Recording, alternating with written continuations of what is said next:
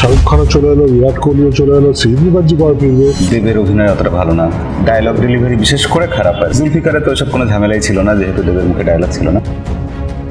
আচ্ছা, তোমার কি ইচ্ছে করে না জিৎ আর দেবকে একসাথে ভালো রোলের জন্য মুম্বাইয়ের যা ইচ্ছে তাই সাজেস্ট করতে পারে? আপনি কি নায়কদের আলাদা করে খিস্তির কিছু কোর্স টোর্স করেন? একটা খিস্তিও যেন মিউট না হয়। মীরাদি আমাকে একদিন, আচ্ছা আমি কি 36 চৌরঙ্গি লেন ছাড়া কিছুই বানাইনি? সত্যজিৎ রায়কে অধিকাংশ মানুষ চেনে সোনার কেল্লা আর গুবি গায়েন মাগামাইন দিয়ে, আর বিদেশে চেনে পথের পাঁচালী দিয়ে। আপনি প্রথম দিকে যেরকম সিনেমা বানাতেন তার থেকে এখন কতটা খারাপ বানাচ্ছেন? আমি এখনো সিনেমা দিয়েই চুপ করে দিই। পদাতিকের সঙ্গে 22 শ্রাবণের কি মিল আছে? আমার মার কিন্তু আমার ছবি পেতে কোনো ইন্টারেস্ট নেই। আমার মা পর্যন্ত শিবুর নেক্সট কি করছে রে? আপনাদের কি এরকম ডিল থাকে যে ইয়ারলি এতগুলো হিট দেবো তাহলে হয়ে যাবে? কোনো সারপ্রাইজ এলিমেন্টটা হলো যে এরকম চমক জীবনে খাইনি আমরা। তখন শহুরে শিক্ষিত, পড়াশোনা জানা, একেবারে আধুনিক ইয়াং জেনারেশন। আমরা এমনিতে সোশ্যাল মিডিয়াতে তখন প্রসেনজিৎ আর শ্বশুরবাড়ি জিন্দাবাদ নিয়ে নিয়মিত ট্রোল করি। আবার ফেলিরি, গদার, কুরোসাওয়া এইসব নিয়ে নন্দন চত্বরে আগুন জ্বালাতে না পারলেও ধোঁয়া ওড়ায়। সেই সময় আমরা একদিন হঠাৎ বাংলা সিনেমা হলে গিয়ে উপস্থিত হলাম। না, বাংলা সিনেমাকে ভালোবেসে না গেলাম এই কারণে যে শুনলাম সত্যজিৎ রায়ের নায়ক সিনেমার নাকি রিমেক হবে। সত্যজিৎ রায়ের জুতোতে পা গলাতে চলেছেন একজন মানুষ। কে এই আলো করার নতুন পরিচালক? আমরা তো গেলাম, কিন্তু যে উদ্দেশ্যেই গিয়ে থাকি না কেন, বেরোনোর পর অটোগ্রাফ হাতে সেই পরিচালককে খোঁজাখুঁজি শুরু করলাম। এরপর একে একে নতুন নতুন চমক আসতে থাকলো। কোয়েল মল্লিক, যাকে আমরা কমার্শিয়াল সিনেমার হিরোইন ভাবতাম, তাকে অন্যরকম রূপে দেখতে পেলাম একদম আধুনিক ঝকঝকে একটা সিনেমাতে। আবার প্রসেনজিৎ চট্টোপাধ্যায়, তিনি নাকি একদম স্মার্ট খিস্তিবাজ একজন পুলিশ অফিসার। এদিকে যে পরমব্রত চট্টোপাধ্যায়কে আমরা চিরকাল একটু ওভার স্মার্ট আর আপেল বলে সমালোচনা করে এসেছি, তাকে একদম ক্যাবলা এবং মানানসই পুলিশ অফিসার হিসাবে আমরা খুবই এনজয় করলাম। যে সিনেমাটা আমরা থ্রিলার হিসেবে দেখতে গেছিলাম, সেই সিনেমাটা দেখে আমরা যখন ফিরলাম সেটা একটা টনটনে প্রেমের গল্প হয়ে গেল টান টান থ্রিলারের জায়গায়। তো এইসব ম্যাজিকগুলো আর এই চমকগুলো কিন্তু ওখানেই থেমে গেল না, তারপর নিয়মিত চলতে থাকলো। এরপর একে একে দেখলাম যে বাংলা সিনেমাতে মেকআপ হয় থাকতো না, অথবা এত বেশি থাকতো যে দেখে আমরা হাসাহাসি করতাম। সেই বাংলা সিনেমাতে মেকআপের ওপর, মেকআপ আর্টিস্টের ওপর একটা সিনেমা করা হলো, যেখানে গোটা ব্যাপারটা হাস্যকর তো নয়, বরঞ্চ বেশ একটা হিন্দি সিনেমাকে আয় আমাকে দেখ, তোকে চ্যালেঞ্জ ছুড়ে দিলাম, এইরকম বেশ মনে হতে লাগলো। এবার দেখা গেল বাংলা সিনেমাতে কাকাবাবুকে বা যে সুভাষচন্দ্র বোস, যা বাংলার চিরকালীন সেন্টিমেন্ট, সেই সব জায়গায় হাত দেওয়া একজন পরিচালক খুব সাহস করে এগুলো করতে থাকলেন। এবং পরিচালক কি আপনারা তো বুঝতেই পাচ্ছেন, আর কেউ না, one and only Srijit Mukhopadhyay, যিনি আজকে আমাদের সাথে আছেন। তো সৃজিত দা, আমাদের দর্শকরা দীর্ঘদিন ধরে আপনাকে আমাদের চ্যানেলে দেখতে চাইছেন, এবং এইবার পুজোতে আপনার হাতে যে কেক কাটা লুকোনো আছে, তো রূপের তাসটা লুকোনো আছে, সেটার ব্যাপারে আমরা খুব জানতে আগ্রহী। তো আপনাকে প্রথম প্রশ্ন এটাই যে সৃজিত মুখার্জিকে ইন্টারভিউ করার জন্য কতটা পড়াশোনা করে আসতে হয়? তা তো একটু করতে হয়, কারণ সৃজিত মুখার্জি ইন্টারভিউ দেওয়ার আগেও পড়াশোনা করে আসে। তো এই চ্যানেলের যা যা বেরিয়েছে এখন অব্দি সবই আমি দেখে ফেলেছি, এবং উপস্থাপনা এবং যেভাবে টপিক আলোচিত হয়, খুব পার্টিনেন্ট কিছু পয়েন্ট তোলা খুব ভালো লেগেছে আমার। সো আমার মনে হয় একটা বেসিক প্রিপারেশন যে কোনো জিনিস থাকলেই সেটা খুব সুচারুভাবে সম্পন্ন হয়, সেটা সিনেমা হোক, ইন্টারভিউ হোক, যাই হতে পারে। ইনফ্যাক্ট দ্যাট ইজ হোয়াট আমি তো ইকোনমিক্স বেসিক্যালি ইকোনোমেট্রিশিয়ান আমি। তো আমার প্রথাগত শিক্ষা আমাকে এটাই শিখিয়েছে যে নতুন কিছু অ্যাপ্রোচ করলে সবসময় do literature review, do peer review, do kind of overall overview kind of research, যাতে যে কোনো প্রশ্ন বা যে কোনো উত্তর যেন ফাঁপা বা অন্তঃসার শূন্য না মনে হয় আর কি। আজকে আমরা মেনলি টেক্কা নিয়ে আড্ডা মারবো। So Tekka is a hostage thriller, যেটা অলরেডি মানুষ বুঝতে পেরে গেছেন, but hostage thriller with a lot of other tropes. যেমন মানে আমি দেবকে বলেছিলাম যে দেব, আমি যদি ফ্যামিলি ফিল্ম বানাই তাহলে হয়তো আমি টেক্কা বানাবো, মানে দ্যাট ইজ মাই টেক। কারণ my take on family films has to be slightly different. মানে তাদের পারিবারিক সম্পর্কগুলোর উপর ডেফিনেটলি ফোকাস থাকবে, কিন্তু সেটা অ্যাপারেন্ট আর অন্য পেস হবে না, এটা অন্য কোনো ঘরানার সঙ্গে জড়িয়ে থাকবে। সব মিক্সড জনরা ফিল্মস করতে আমি খুব ভালোবাসি। এই যে একটু আগে আপনি যে দারুণ একটা মনোলগ, একটা লম্বা ইন্ট্রোডাকশন দিলেন, তার মধ্যে এই যে টান টান থ্রিলার, টনটনে প্রেমের ছবি হয়ে যায়, এটা কারণই কিন্তু ওইটাই যে আমি খুব মিক্সড ঘরানার ছবি করতে ভালোবাসি, এবং টিক্কাটাও তাই। আর আপনি যে আমাদের চ্যানেলে ভিডিও দেখেছেন তার জন্য আপনাকে অসংখ্য ধন্যবাদ, খুব ভালো লাগলো শুনে। সেরকম একটা প্রাউড ফিল হয় না কেউ একজন সেলিব্রিটি দেখলে। যাই হোক, দেখেছেন যেখানে একটা তো আমাদের ভিডিও ছিল যে আপনি কেন সফল, আপনার মুখ থেকে একটু মানে আমরা শুনবো না যে আপনি কেন সফল? আমি সফল কারণ আমি আমার মনে হয় এটা একটা তো ডেফিনেটলি ভাগ্যের একটা খুব বড় জায়গা আছে, আর আরেকটা জিনিস আছে যে আমার মনে হয় যে একটা হয়তো খুব বড় কারণ আমি সাফল্যের পেছনে ছুটিনি বলে, মানে আমি এইটা করলে সফল হব বা এই জিনিসটা বা গ্যালারি এই মানে প্লেইং টু দ্য গ্যালারি এইভাবে করলে হব, এই জিনিসটা কোনোদিন আমার মাথায় আসেনি। আমি এক্স্যাক্টলি সবসময় নিজের যেটা ইচ্ছে, আমার যে স্বপ্ন, আমার যে ছবিগুলো করার ইচ্ছে, সবসময় সেটা করে গেছি, ঝুঁকি নিয়েছি এবং I have done everything on my own terms. আমার মনে হয় এইটা একটা কিন্তু খুব বড় জিনিস, এবং এটা আমার খুব খুব বড় একজন অনুপ্রেরণা হলো কবি সুমন। কারণ সুমনদা যখন তোমাকে চাই দেবে, অত বেশি বয়সে গিয়ে একটা মানুষ আধুনিক বাংলা গানে ডেবিউ করছে, একটাই লোক স্টেজে উঠে গিটার বাজাচ্ছে, গান করছে, সবাই নিজে নিজে করছে, এই যে এই চিন্তাটা বা এই সাহসটা, I will do things on my own terms, আমি নিজের হিসেবে নিজের নিরিখে কাজ করবো এবং আমার এক্স্যাক্টলি যেই ধরনের গান গাইতে ইচ্ছে করে সেই ধরনের গানই করবো। মানুষ কি ধরনের গান এতদিন শুনে এসছে বা বলতে পারো, সেটা হচ্ছে ইম্পর্টেন্ট। আমি এই মুহূর্তে দাঁড়িয়ে যে গান করতে চাইছি এটা করবো। এই জায়গা থেকে কিন্তু আমার সিনেমার দর্শনটাও, সে আমি 22শে শ্রাবণ যখন সফল হলো, মানুষে বললেন যে 23শে শ্রাবণ কেন হবে না, চলো একটা 24শে শ্রাবণও করা যাক, আচ্ছা 25শে শ্রাবণটাও তো ইন্টারেস্টিং হতে পারে। কিন্তু কথা হচ্ছে যে না, আমি থ্রিলার হয়েছে, এবার আমি একটা হেমলক সোসাইটি করবো, হেমলক সোসাইটি হয়েছে, এবার একটু বাচ্চাদের আমি নিজে আমার শৈশবকে ফেরত আনবো কাকাবাবু দিয়ে, যে কাকাবাবু হয়ে গেছে, তারপরে কমপ্লিটলি আমি চলে যাবো আমার বাংলা সঙ্গীতের উদযাপন জাতিস্বরে। সো কন্টিনিউয়াসলি এই জনরাটা আমি রিপিট করে গেছি, চেঞ্জ করে গেছি, এবং সেটা করেছি বিকজ এক তো আমি নিজে করে সিরিয়াসলি নিই না এবং আমার পুনরাবৃত্তি খুব খারাপ লাগে। আর ইন এনি কেস আমি এই অ্যালফাবেটের 26টা অ্যালফাবেট শেষ হলে রিটায়ার করে যাবো। সো এখন ওই আই বাকি আছে, কিউ বাকি আছে, ডাব্লিউ বাকি আছে, আর এল বাকি আছে। সো যেদিন এই 4টে হয়ে যাবে I will be retiring. So আর আপনি যেরকম বাংলাতে এত বড় মহিরুহ, বোম্বেতে কিন্তু আমার মনে হয় আপনি সেই অর্থে সফল হতে পারেন না, পারিনি তো। কারণ কি? আপনার ব্যর্থতার কারণ কি? ওই যে যেটা এখানে সফলতার কারণ, ওটাই ওখানে ব্যর্থতার কারণ। যখন আমি নিজের টার্মসে খুব কমই ছবি করতে পেরেছি, ওখানে এত ওপিনিয়ন, এত বক্তব্য, এত কিছু মাথায় রেখে ছবি করতে হয়, ওটা আমার খুব একটা পাই না। আর যেগুলো করিনি সেগুলো সফল হয়েছে, যেমন রে খুব সফল হয়েছে। সো রেটা আমি নিজের টার্মসে করতে পেরেছি, যেরকম ঠিক চেয়েছিলাম সেরকম করতে পেরেছি। রিসেন্টলি শেখর হোম প্রচন্ড সফল হয়েছে, সেটাও আগেন আমার ছোটবেলা, আমার শৈশবের উদযাপনটা আমি করতে পারছি গুছিয়ে, যেটা আমি ছোটবেলা থেকে ভালোবাসি পড়তে, সেটা কিন্তু শেরদিন বক্স অফিসে সফল না হলো অ্যাকচুয়ালি কিন্তু খুব ব্যবসা সফল ছবি। তার কারণ হলো শেরদিন যেই টাকায় তৈরি তার ঠিক দ্বিগুণ টাকায় বিক্রি করা। So possibly one of the most commercially successful films is শেরদিন। তো কিছু কিছু জায়গায় হয়েছে সফল, বাট ওভারঅল আমি ভাবছিলাম আজকে প্রথমত পদাতিকের 50তম দিন, তো সেটা ভাবছিলাম যে 22 নম্বর ছবি হলো পদাতিক, মানে 22 নম্বর বাংলা ছবি হলো পদাতিক। তো এর মধ্যে 4টে ছবি বক্স অফিসে অসফল হয়েছে, পদাতিক, জাতিস্বর, নির্বাক আর Shahjahan regency. So 18 on 22, which is a success rate of around 82%, which is nice. It was good. কিন্তু হিন্দিতে on the other hand, আমি যদি সব মিলিয়ে দেখি, অত হাই পার্সেন্টেজ রেট আমার নয়। আমার 3টে সিনেমার মধ্যে একটা সিনেমা সফল হয়েছে। তো সিরিজের মধ্যে আমি বলবো, যদি আমি 3টে সিরিজ ধরি, সেটা ওই 1.5খানা সিরিজ মতো সফল হয়েছে। কারণ এই তো দুটো গল্প, ওটা একটা খুব পপুলার হয়েছিল, ফরগেট মি নট, আর শেখর হোম খুব পপুলার হয়েছে। আর ওদিকে জাবাজ আর আমাদের অন্য গল্পটা 1.5/3, মানে 50% মতো সাকসেস রেট বলা যেতে পারে। সো বাংলায় 82%, হিন্দিতে 50%। বাংলার নিরিখে সেক্ষেত্রে কম সফল, কিন্তু সেটাকে ব্যর্থতা কোনোভাবেই বলা যাবে না। বম্বেতে কোনো কাজ করতে পারাই একটা বাই ইটসেলফ একটা সাফল্য। কারণ ওখানে এত কিছু এড়িয়ে, এত কিছু টপকে, এত মানুষকে কনভিন্স করে ফাইনালি প্যান ইন্ডিয়ার লেভেলে কাজ করতে হয়। সেখানে আমি অলরেডি 3টে ছায়াছবি এবং 3টে সিরিজ করে ফেলেছি, রাইট? সো ডেফিনেটলি 3টে ছায়াছবি, 3টে সিরিজ বম্বের মতো প্যান ইন্ডিয়ান কনটেক্সটে বা সর্বভারতীয় জায়গা তো ডেফিনেটলি একটা বিশাল ব্যাপার আর কি। আপনি নির্বাকের কথা বললেন বলে একটা প্রশ্ন করছি একটু। নির্বাক এখন লোকে বলে খুব ভালো সিনেমা, তখন বলেছিল খুব বোরিং সিনেমা।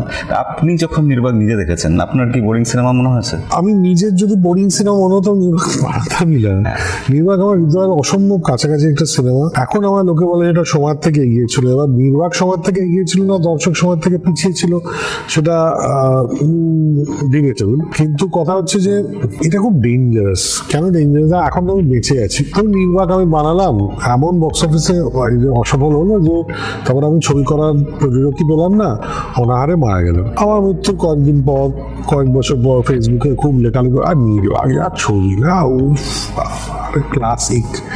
আমার প্রিয়, আপনার সবচেয়ে প্রিয় ছবি কিন্তু নির্বাক। দাদা আরো একটা নির্বাক হোক, দাদা নির্বাক এগুলো ঠিক সময় করতে হবে না, হলে গিয়ে করতে হবে, মানে ফেসবুকে করলে কি করে হবে? ঠিক সময় করলে আমার মনে হয় যে নির্বাকের মতো অনেক ইন্টারেস্টিং ছবি করার সাহস মানুষ পেত। নির্বাকের 9 বছর পর আজকে মানিকবাবুর মেঘ দেখতে গিয়ে লোকে খেতে ভাসিয়ে দিচ্ছে, ফল ভরিয়ে দিচ্ছে। সেম কনসেপ্ট 9 বছর আগে তো আমি পলিটিক করেছি, তো তখন আপনারা কোথায় ছিল? সো এই একটা ছোট্ট ক্ষোভ আমার কিন্তু নির্বাকের ক্ষেত্রে রয়ে গেছে। নির্বাক আমি ফার্স্টে দেখেছিলাম হলে, যদিও ফার্স্ট শো নয়, তো দেখেছিলাম সেই। তো পরের প্রশ্নে আসি, এই যে টিক্কা আসছে, দীর্ঘদিন ধরে লোকে বলছে দেবের সাথে আপনি আরেকটা সিনেমা করুন, কিছু সোশ্যাল মিডিয়াতে কমেন্ট হতো, সেগুলো কি আপনি দেখতেন, দেখে ভাবতেন সেগুলো নিয়ে? আমি সোশ্যাল মিডিয়ায় খুব একটা কমেন্ট দেখি না। ইনফ্যাক্ট আমার অনেকগুলো, একটা প্রোফাইল তো কমেন্ট লক করা আছে, কারণ আজকাল মানুষ সোশ্যাল মিডিয়া এটিকেট ফলো করে না। কারণ যে ভাষায় কথা বলে, যেভাবে কথা বলে, সেটা ওই মানে ধরুন আমার এই বসার ঘরে কেউ এসে এখানে বসে পায়খানা করছে, এবার আমি তো এটা তাকে অ্যালাউ করতে দিতে পারি না, তো আমাকে পরিষ্কারটা নিজেই করতে হবে। তো পায়খানা পরিষ্কারটারও ব্লক করা, আর ওই দরজাটা বন্ধ রাখাটা হলো কমেন্ট অফ করা, ওরকম ব্যাপারটা আর কি। এটা যে কি হয়, ইন্টারেস্টিং অনেক কমেন্টও মানুষ করতে পারে না, কনস্ট্রাকটিভ আলোচনাও করতে পারে না, প্রশংসাও করতে পারে না, কিন্তু আমার কোনো অসুবিধা নেই। কারণ আমার মনে হয় সোশ্যাল মিডিয়াটা কমিউনিকেট করার জায়গা, এবং আমার জানানোর জায়গা যে আমার এই একটা ছবি আসছে, আমার একটা ইন্টারভিউ বেরিয়েছে, এই একটাই যা বলার আমি তো ওখানেই বলছি, রাইট? সো ডিসকাশনের জায়গা সোশ্যাল মিডিয়া ছিল এক সময়, এখন আর সেটা নেই। মানুষ সেই শালীনতা বোধটা আর রাখতে পারে না। সো ঠিক আছে, তার কোনো অসুবিধা নেই, কিন্তু দেবের সাথে কাজ করার আমার নিজেরই তো ইচ্ছে ছিল। জুলফিকারে এত ভালো করেছিল, আমার মনে ছিল ওই স্টার স্টাডেড লাইন আপের হি স্টুড আউট, এবং উইচ ইজ ওয়াই ফাইনালি হলো। আমি মাঝে মধ্যে দেখে জিনিসপত্র পাঠাতে থাকতাম, দেখা করতাম, আলোচনা করলাম, সিরাজ উদ্দৌলা নিয়ে কথা হয়েছিল, তারপর আরো 2-1টা গল্প নিয়ে কথা হয়েছিল। হ্যাঁ, মানে ওটা আমার নিজের ইন্টারেস্টের জায়গা থেকে। কিন্তু সোশ্যাল মিডিয়াতে শুধু না, মানে সব জায়গাতেই মোটামুটি মাঝে মাঝে এরকম একটা অভিযোগ আসে, বলে লোকে যে দেবের অভিনয় অতটা ভালো না, ডায়লগ ডেলিভারি বিশেষ করে খারাপ আর কি, এটা বলা হয়। জুলফিকারে তো এসব কোনো ঝামেলাই ছিল না, যেহেতু দেবের মুখে ডায়লগ ছিল না। তো এখানে দেবকে যখন আপনি কাস্ট করলেন, এই সব কিছু চ্যালেঞ্জ আপনাকে ফেস করতে হয়নি? দেখুন, ডায়লগ ডেলিভারিটা না ওরকম মনোলিথিক হোমোজিনিয়াস ভালো খারাপ বলে হয় না। আপনি যেভাবে এখন কথা বলছেন, এই কথা বলার পেছনে আপনার ভৌগোলিক অবস্থান আছে, আপনার ছোটবেলা আছে, আপনার বড় হয়ে ওঠা আছে, আপনি কোন কলেজে পড়েছেন, আপনার বন্ধু বান্ধব কে, সেটা আছে। একইভাবে আমি যেভাবে কথা বলছি, বা উনি চ্যানেলের পেছনে যেভাবে কথা বলেন, বা রাস্তায় যিনি সিকিউরিটি গার্ড যেভাবে কথা বলেন, বা মিষ্টির দোকানের ভদ্রলোক যেভাবে কথা বলেন, প্রত্যেকটা মানুষের কথা বলার মধ্যে একটা ইতিহাস আছে, একটা বড় হয়ে ওঠা আছে। এবার দেব যে কথায় কথায় যে এর বদলে কে বলে, সেটা বলে কারণ প্রবাসী বলে। প্রবাসে হিন্দি ভাষার আধিপত্য এতটাই বেশি, সেই জায়গা থেকে ও বাংলার মধ্যে হিন্দি এটা ঢুকে পড়েছে। তো এটা তো ভুল ঠিক খারাপ ভালোর ব্যাপার নয়, ব্যাপারটা হলো এটা একটা অবস্থান। এই অবস্থানকে মাথায় রেখে আমায় একটা লোককে কাস্ট করতে হবে, আমি সেভাবেই কাস্ট করি। সেরকম শুধু দেব বলে না, বুম্বাদার উচ্চারণ, অনির্বাণের উচ্চারণ, পরমব্রতর উচ্চারণ, কারোর দক্ষিণ কলকাতা একটা অ্যাকসেন্ট আছে, কারোর উত্তর কলকাতার বাংলা, কারোর এইটা, কারোর ওইটা, কারোর বাংলা হিন্দির প্রভাব বেশি, কারোর ইংরেজিতে বাংলার প্রভাব বেশি, সে একটু সকল ভেতর। তো এবার এই সব কিছু মিলিয়ে একটা অভিনেতা, আমাকে সবকিছু মাথায় রেখে কাজ করতে হয়। কাজে উচ্চারণ ভালো খারাপ ঠিক ভুল বলে হয় না, আইদার তুমি তাকে প্রপারলি কাস্ট করছো বা প্রপারলি কাস্ট করছো না, এইটুকু। এবং সেটা ডিরেক্টরের দায়িত্ব, সেটা অ্যাক্টরের দায়িত্ব না। ডিরেক্টরকে তার চরিত্রকে বুঝতে হবে যে এর সাথে এই অভিনেতার কি কি ম্যাচ হতে পারে, এবং কোন জিনিস যেগুলো ম্যাচ হচ্ছে না সেগুলো অতিক্রম করতে হবে, যেগুলো ম্যাচ হচ্ছে সেগুলোকে আরো হাইলাইট করতে হবে। এটাই ডিরেক্টরের কাজ। এইগুলিটা আমি বিশ্বাস করি না। আমি আসলে ওটাই জানতে চাইছিলাম যে এতজনের এত রকম উচ্চারণ, দেবকে নিয়ে এরকম কথা হয়, অথচ আপনার সিনেমাতে আসলে সবার অভিনয় নিয়ে খুব প্রশংসা হয়, ডায়লগ ডেলিভারি নিয়ে প্রশংসা। আমি ওইটা ব্যবহার করি না। আমি একটা অভিনেতার উচ্চারণ, তার শারীরিক অভিনয়, তার চোখ, তার যে স্ট্রেংথ, সেগুলোকে আমি ব্যবহার করি। খুব মজার একটা উক্তি আছে, একটা প্রভাব আছে যে ইউ কান্ট জাজ a fish by its ability to climb the tree. একটা মাছকে যখন আপনি জাজ করছেন সে কত ভালো গাছে চড়ে, সেটা তো প্যারামিটার হতে পারে না। একটা অ্যাক্টরকে ইউ হ্যাভ টু জাজ by that person strength or by that person's, কি বলবো, মানে সেটা তার যেটা স্ট্রেংথ সেটাকে হাইলাইট করে তাকে কাজ করতে হবে। That is how casting and film making happens. এরকম দেবের যেরকম মধ্যে আপনি দেখেছেন কিছু, সেটাকে ইউজ করেছেন। জিতের কোনো কিছু দেখে আপনার ইন্টারেস্টিং লাগে না? আরে জিতকে ওকে আমি প্রথম অফার করি হেমলকে ক্যামিওর পর, ওর কাছে আমি কাকাবাবু নিয়ে যাই, মিশর রহস্য, হানি আলকাদের চরিত্রটা তো অরিজিনাল জিতকে অফার করা। জিতকে বলেছিলাম যে তোমাকে মানে একদম একটা, আমি যদি বেদুইনের পোশাক পরিয়ে দিই, একদম আরবিক দেখতে, ওরকম চেহারাই, আর তোমার যে বাংলাটা সেটার মধ্যে হালকা যদি আরেকটু টান আমি ঢুকিয়ে দিই, যেটা অলরেডি আছে একটু যদি আরো ঢুকিয়ে দিই, তাহলে মার্কাটারই হানি আলকাবি হবে। তো জিৎ তখন বলেছিল যে না, মানে এটা তো কাইন্ড অফ কাকাবাবু সেন্ট্রিক। আমি বলছিলাম হ্যাঁ, এটা কাকাবাবু সেন্ট্রিক হতে পারে, ফ্র্যাঞ্চাইজির নাম কাকাবাবু হতে পারে, কিন্তু এই পার্টিকুলার গল্প হানি আলকাবি মারাত্মক চরিত্র, এতটাই ভালো বুঝতে বুমবার আমার বলেছিল আমি কাকাবাবু করবো, আমি হানি আলকাবি বলবো। তাহলে মানে তুমি কাকাবাবু না করলে আমি কাকাবাবু কাকে দিয়ে করবো? না ওদের দীপক দা খুব ভালো কাকাবাবু, কোনো দীপক দাকে আমি কাকাবাবু করবো না, তুমি কাকাবাবু করবো। সুনীল গাঙ্গুলির সঙ্গে কথা হয়েছে, আমি হানি আলকাবি অন্য কাউকে কাজ। আচ্ছা ডাবল দিল না, ডাবল হতে পারে না, কাকাবাবু হানি আলকাবি একটাই লোক করছে, ভালো রোলের জন্য মুম্বাইয়ের যা ইচ্ছে তাই সাজেস্ট করতে পারে, মানে এত খিদে লোকটার এখনো।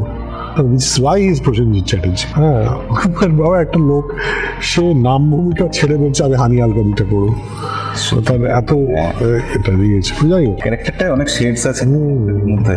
যাই হোক, তো এটা তো হয়নি। জিতকে কবে আপনার সাথে দেখবো, এটা আমার জিতকে আমি মাঝে মধ্যেই স্ক্রিপ্ট পাঠাতে থাকি, এখনো এই ভালো একটা স্ক্রিপ্ট পাঠিয়েছি, ও বলেছে এইসব হয়ে গেলে পড়বে স্ক্রিপ্টটা পড়ে আমাকে জানাবে, আমি কন্টিনিউয়াস ওকে স্ক্রিপ্ট পাঠাতে থাকি। এখানে একটা ব্যাপার আছে, আমার যেটা লাগে যে আপনি প্রসেনজিৎ বানানোর পিছনে একটু হলেও অবদান রেখেছিলেন, তেমনি একটু না বেশ অনেকটাই অবদান রেখেছিলেন, তেমনি সৃজিতদা কোনোদিন হতে চাইছে না। আপনি হতে সৃজিতদা হলোই জুলফিকারের পর। হ্যাঁ, এই যে সৃজিতদার দন্তেশ্বর রস্বই বর্গের রস্বই দয় আকার সৃজিতদা তো জুলফিকারের পর তো আমাকে লোকজন এরকম মেসিদা সৃজিতদা আমি কথা আপনি শুধু আপেল ছবি বানান, হেভি ছবি বানাতো, অ্যাকশন ফ্যাকশন।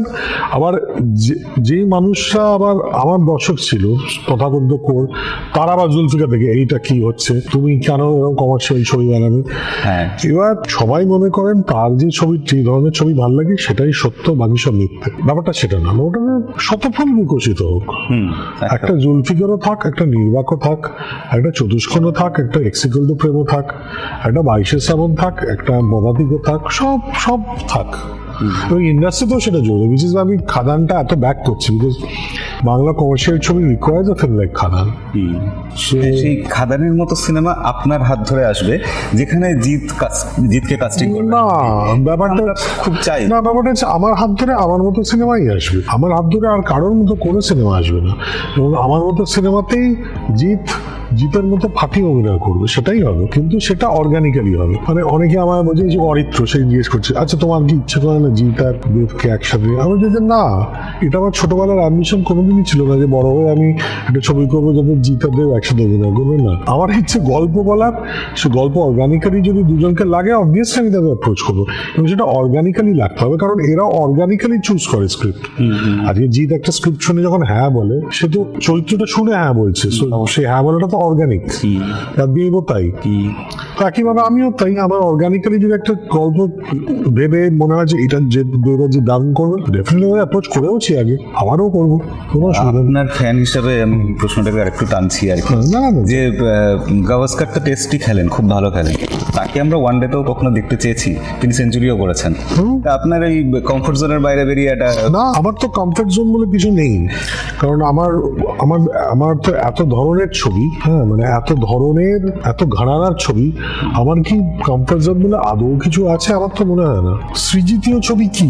পদাতিকের সঙ্গে 22 সামানের কি মিল আছে? নির্বাকের সঙ্গে জুলফিকারের কি মিল আছে? চতুষ্কোণের সঙ্গে শেরজিলের কি মিল আছে? ফটোগ্রাফের সাথে রাজকাহিনীর কি মিল আছে? সবকটা ব্রেন আছে, ইন্টেলেক্ট আছে, যেগুলো। আচ্ছা, আপনি জিজ্ঞেস করছেন আমি ব্রেনলেস ছবি কোনদিন বানাবো? না, সেটা বলছি না, আমি ব্রেনলেস ছবি বানাবো, ক্ষমা করবেন।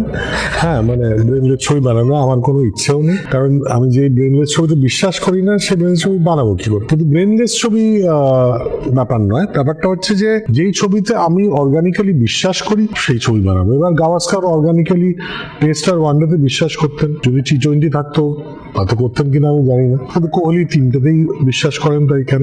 এবার আপনি যদি বলেন যে দেখুন আপনি বিরাট কোহলি, আপনাকে বুক ক্রিকেটটাও কিন্তু খেলতে হবে। আমি কেন খেলবো বুক ক্রিকেট? আমার বুক ক্রিকেট খেলার কোনো ইচ্ছে নেই। আমি T20 খেলবো, ওয়ানডে খেলবো, টেস্ট খেলবো, কিন্তু বুক ক্রিকেটে তো ক্রিকেট খেলার মানে কোন রকম ক্রাফট বা স্কিল লাগছে না, as you said brainless. So আমি সেখানে কেন? সেটা আমার কোনো ইন্টারেস্ট নেই। ওকে, কাকাবাবুর প্রসঙ্গে একটু ফিরে যাই আবার।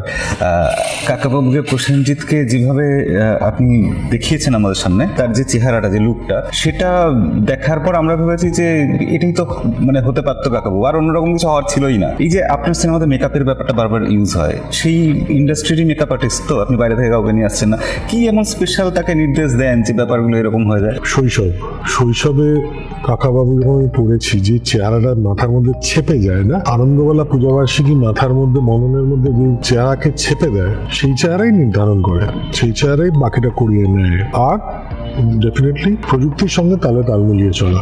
আজকে সোমনাথ কুণ্ডু যে কাজটা করছেন, উনি প্রায় 2014 থেকে করছেন। 2014 আমাদের প্রথম একসাথে কাজ হলো রাজকাহিনী, জুলফিকার, ওই সময় আর কি 14-15। আমি দেখেছি ওকে আমেরিকায় প্রস্থেটিক্স নিয়ে কি কাজ চলছে, কি মেটেরিয়াল নতুন বেরোচ্ছে, কিভাবে এই পুরো মোল্ডিং সিস্টেমটা কাজ করে, এটা নিয়ে রীতিমতো বসে পড়াশোনা করতে। এবার এইটা দেখে আমি অনুপ্রাণিত, আমিও পড়াশোনা করে ফেলেছি অনেকটা। আর তারপর এতটাই পড়াশোনা করে ফেলেছি যে ইঞ্চিটাই করে ফেললাম। এখন যে নতুন টেকনোলজি আসছে সেটা হলো পাঁচ প্রস্থেটিক্স। সেটা কি নেই, হোল মুখের মোল না বানিয়ে তাতে কি অসুবিধা হয়, তাতে অনেক সময় এই সব জায়গায় যে ফেশিয়াল মাসেল গুলো নাড়ানো যায় না, অভিনেতার খুব অসুবিধা হয়।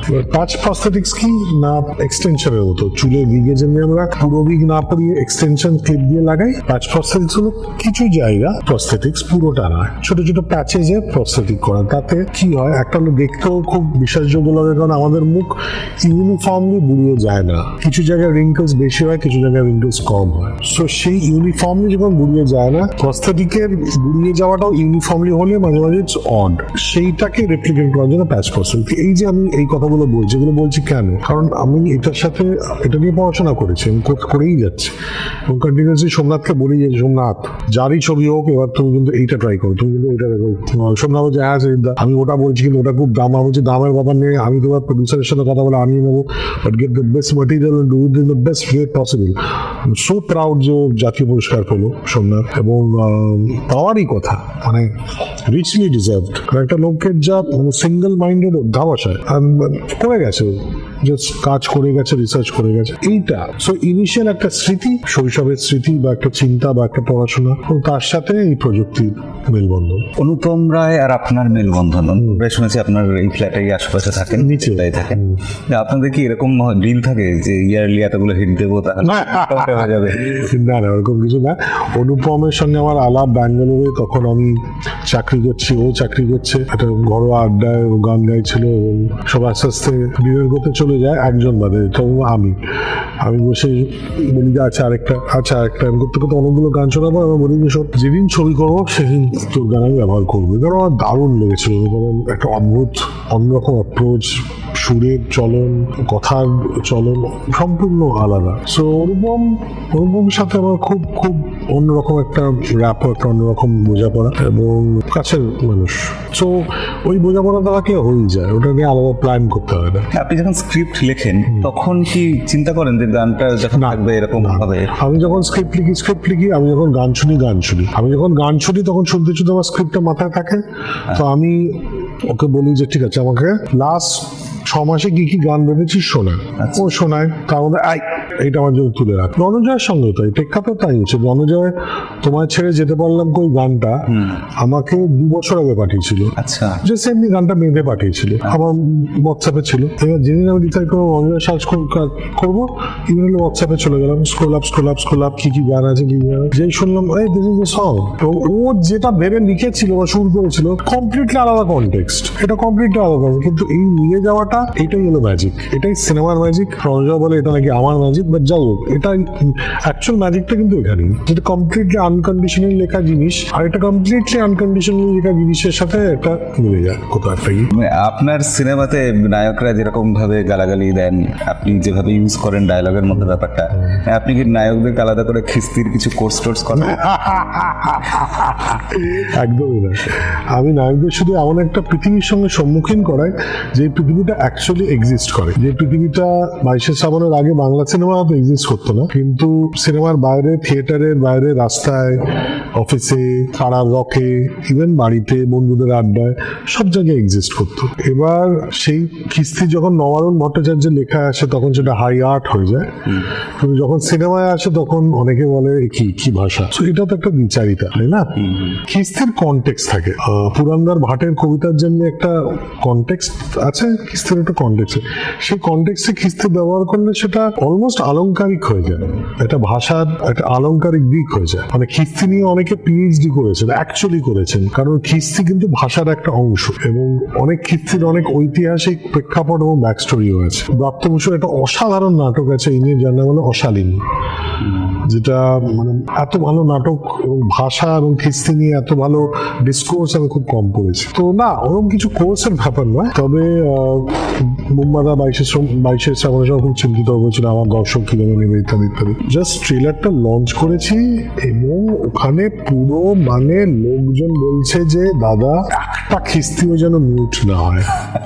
এই প্রথমবার একটা উল্টো পিটিশন দেখলাম, লোকজন বলছে দরকার হলে আপনি এ সার্টিফিকেট নিন, কিন্তু আমরা ফুল ফ্লেভার চাই, ছবির ফুল ফ্লেভার আমার কোনো রকম আপোষ করতে চাই না।